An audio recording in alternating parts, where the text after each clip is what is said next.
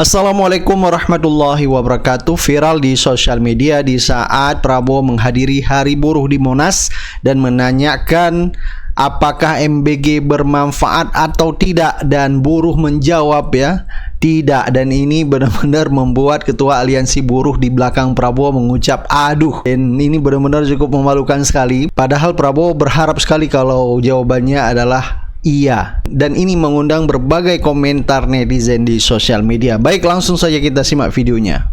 Kita juga memberi MBG, makan bergizi gratis.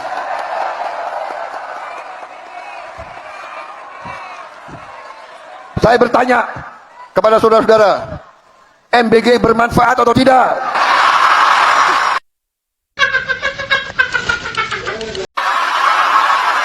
Waduh. Nah, Pak, buruh aja tahu manfaat MBG itu tidak ada sama sekali. Kok Bapak tetap memaksakan ya?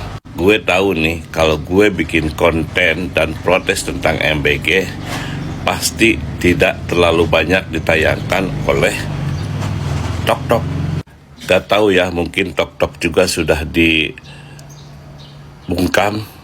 Nah, ini menunjukkan dengan jelas bahwa Pak Prabowo bukan tidak pernah mendengar keluhan-keluhan, kritik-kritik dan sebagainya.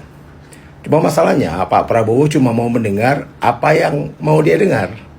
Gitu. Jadi dia tahu kok semua soal kritikan, apa yang terjadi, keracunan dan sebagainya. Bahkan kecelakaan kereta kemarin juga karena kurangnya dana pengamanan dan sebagainya. Saya rasa semua tahu. Ya, tapi itu dia masalahnya. Ya, dia nggak mau tahu. Salah. Kalau dari kemarin dikasih fakta dan bukti katanya itu hoax dan menyebar fitnah, lantas bagaimana dengan yang ini? Saat ditanya kepada para buruh, ditanya soal MBG apakah bermanfaat atau tidak, semua serentak menjawab tidak. Dan itu sudah terekam dalam jejak digital. Apakah masih ada yang mengelak dan bilang kalau itu fitnah? Menurut teman-teman, boleh spill pendapat kalian di kolom komentar. Saya bertanya kepada saudara-saudara, MBG bermanfaat atau tidak? Saya bertanya kepada saudara-saudara, MBG bermanfaat atau tidak? Saya mau coba belum ya. Loh ya. Kenapa buruh katakan tidak pada MBG? Saya bertanya kepada saudara-saudara, MBG bermanfaat atau tidak? Pas lihat buruh katakan tidak saat ditanya sebermanfaat apa MBG, kita ngerasa nggak perlu buru-buru nyalain siapa-siapa. Narasi di sosmed ini langsung liar, teman-teman. Seolah-olah mengadu domba perjuangan kelas pekerja sama niat baik negara buat perbaiki gizi anak. Padahal kalau kita mikir lebih dalam lagi dan melepas kacamata emosi kata tidak itu bukan karena buruh nggak peduli sama anak, tapi ada miskomunikasi soal prioritas yang harus kita pahami bersama, teman-teman. Gini akar masalahnya May Day itu kan momen sakral buat buruh nyatuin suara nuntut kesejahteraan dan kenaikan upah. Banyak kemungkinan yang timbul di kondisi kita semua. Banyak dari mereka juga mungkin belum punya anak atau belum merasakan langsung manfaat program ini, yang dimana normal rasa khawatir mereka terhadap anggaran turunan buat MBG itu bakal motong jaminan sosial pekerja. Jadi teriakan penolakan itu sebenarnya murni luapan kecemasan semata, teman-teman. Kalau kita bedah sistemnya aja secara objektif, tanpa harus ngebenturi negara sama buruh. MBG ini kan sebenarnya secara ekonomi tuh ngeringanin beban pengeluaran rumah tangga pekerja. Duit gaji yang biasanya dipotong buat bekal atau uang jajan anak ke sekolah, sekarang bisa disimpan dan ditabung buat masa depan keluarga. Belum lagi efek dominonya yang luar biasa kan. Anggaran MBG ini muter di bawah, ngidupin puluhan ribu UMKM catering, nyerap hasil panen petani, dan ngasih omset ke pasar tradisional, serta jaminan untuk lapangan kerja. Kalau kemarin ada berita soal keracunan atau salah urus anggaran, itu murni kelemahan teknis pengawasan yang harus kita sikat habis. Tapi bukan berarti konsep MBG itu yang salah. Poin kesimpulannya memperjuangkan upah yang layak buat buruh itu wajib banget didukung penuh, tapi ngebangun jaring pengaman sosial lewat MBG juga sama krusialnya. Keduanya ini bukan pilihan ganda yang harus diadu, tapi dua mesin yang harus jalan bersama buat ngangkat kesejahteraan kita semua. Support gak MBG? Sebenarnya gue support, tapi nggak sekarang, nggak dengan urgensi sekarang, nggak dengan budget sekarang. Roll outnya tuh pelan-pelan. Masalahnya MBG pernah dibandingin sama negara di Asia Tenggara. Mereka negara yang jauh lebih matang, ekonominya lebih kuat, tapi roll outnya tuh pelan-pelan. Setelah sukses di sini, baru diperluas. Ini Indonesia kan langsung jebret semuanya kan. Hipotesisnya Prabowo selalu begini, daripada duitnya dipakai korupsi, duitnya diefisiensiin, itulah duit buat MBG. Dapur-dapur SPPG kan yang kerja rakyat juga, duitnya juga kasih makan buat rakyat. Ibarat kata langsung ngucur sampai bawah triliunan. Di situ menurut gua itu bisa jadi stimulus buat ngebantu ekonomi 2026 yang lagi berat banget. Tapi yang bikin dapurnya, kok lucunya kalau buat rakyat kenapa dapurnya satu? Kok anak pejabat yang punya? Polisi punya. Kok orang-orang hebat dong yang punya? Terus dapurnya kita bisa tahu sendiri banyak yang juga terbukti kok nggak sesuai standar. Kan nggak bisa dong, maksudnya niatnya baik. Tapi niat baik kan kagak cukup. Ya niatnya baik sih buat turunin ke rakyat. Tapi kalau ujung-ujungnya cuma dikorup di tengah, nah apa nyampe ke rakyat? Inilah isi sembako acara yang kemarin Hari Buruh di Monas. Ini sembako dari Presiden pakai duit rakyat. Ya. Tonton isinya apa aja. Sekarang saya berada di perayaan Hari Buruh Internasional di Monas, dan ini adalah sembako bantuan Istana Kepresiden yang bakal didapat oleh para demonstran yang turun ke lapangan, ke Monas ini. Mari kita review apa saja isinya. Kita bakal dapat teh, kopi, sarden, kental manis, margarin, lalu gula, dan juga beras, teman-teman. Dan inilah yang akan kita dapat jika kita mau antri berdesak-desakan di truk-truk yang ada di sana. Dan ini sungguh sangat susah mendapatkannya, saya sampai berdesak-desakan. Dan ya, sembako dan juga hiburan, yaitu musik-musik, masih digunakan oleh pemerintah sebagai instrumen untuk mengalihkan isu perjuangan. Jadi orang-orang yang datang ke sini tidak fokus untuk menyuarakan perjuangannya, tapi malah fokus untuk antri sembako, untuk mendengarkan musik dan lain sebagainya. Pengennya mah dapat lebih banyak lagi. Amplop lagi itu ada. Mantap, mantap. Jadi ya rakyat ini sengaja dimiskinkan biar selalu menghamba, biar kalau ada sembako selalu dikerumunin gitu. Emang sengaja dimiskinkan. Kalau rakyat dimakmurkan, kalau rakyat kaya nggak bakalan mau datang ke situ dikasih sembako, nggak bakalan mau. Hina banget karena kebutuhan. Triknya keren, liciknya itu pejabat tuh. Rakyat dimiskinkan biar selalu jadi jongos gitu kan.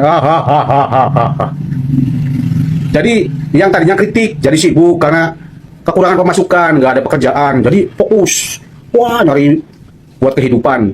Jadi nggak fokus lagi ke kebijakan pemerintah. Selalu sengaja disibukkan, sengaja dimiskinkan. Mantap ini caranya. Enak ya, enak banget ya makan duit rakyat gitu, enak. Ini keren. Teriaknya gimana sayang? Hidup Jokowi! Saya lihat sebuah video yang ini nih guys. Ya, kita ternyata akan punya kota-kota baru. Saya sudah rencanakan kita akan bikin kota-kota baru. Kota-kota baru, tiap kota mungkin terdiri dari 100.000 rumah susun 100.000, dan saya perintahkan harus ada sekolah, harus ada fasilitas olahraga, harus ada daycare, harus ada rumah sakit, dan yang paling penting harus ada transportasi, entah kereta api ringan, bis, supaya pekerja bisa masuk ke pekerjaan dengan lancar dan baik. Dan saudara-saudara, kita akan coba bahwa nanti buruh yang diberi kartu bisa naik transport dengan harga yang sangat ringan. Maunya gratis semua itu. Ini lo punya pemimpin di belakang gue maunya gratis semua itu. Ya, jadi Pak Prabowo katanya akan berjanji membuat kota-kota baru untuk para buruh. Satu kota akan dibangun 100.000 rumah susun. Entahlah ya, sudah berapa janji yang diberikan kita sampai sudah lupa. Tapi terkait Hari Buruh, masih ingat gak ya kita atau Pak Prabowo janjinya di peringatan Hari Buruh tahun lalu? Bukannya waktu itu janjinya adalah percepatan soal undang-undang perampasan aset koruptor. Ini sudah sampai mana ceritanya? Lalu soal penghapusan outsourcing, ini gimana lagi ceritanya? Ya, entahlah ya. Presiden kita ini sepertinya banyak maunya. Sampai kita nggak ngerti, atau bahkan mungkin dia nggak tahu yang mana yang harus jadi prioritasnya. Oh ya, soal kota baru, IKN, gimana kabarnya ya? Salam. Buka dalam sejarah dunia, ada nggak 25.000 atau 30.000 koperasi bisa dibangun dan diselesaikan dalam 1 tahun? Nggak ada. Coba lihat dalam sejarah dunia di mana ada ribuan anak kecil yang keracunan karena makanan gratis tapi tidak ada tersangkanya. Nggak ada. Coba lihat dalam sejarah dunia di mana ada guru honorer yang gajinya lebih rendah daripada gaji tukang cuci piring dalam 1 bulan. Nggak ada. Coba lihat dalam sejarah dunia di mana ada polisi yang menyatakan bahwa narkoba bisa menguap karena cuaca ekstrim dan dimakan tikus. Gak ada. Coba lihat dalam sejarah dunia di negara mana yang begalnya punya pengacara. Gak ada. Benar nggak teman-teman? Boleh spill pendapat kalian di kolom komentar. Men. Pak Presiden. Tiap kali kita mau berantas, tiap kali kita mau mendekatkan hukuman kelompok koruptor, kelompok perampok ini. A few moments later. Nggak usah khawatir apa itu ribut-ribut wush. Saya sudah pelajari masalahnya. Tidak ada masalah. Saya tanggung jawab nanti wush itu semuanya.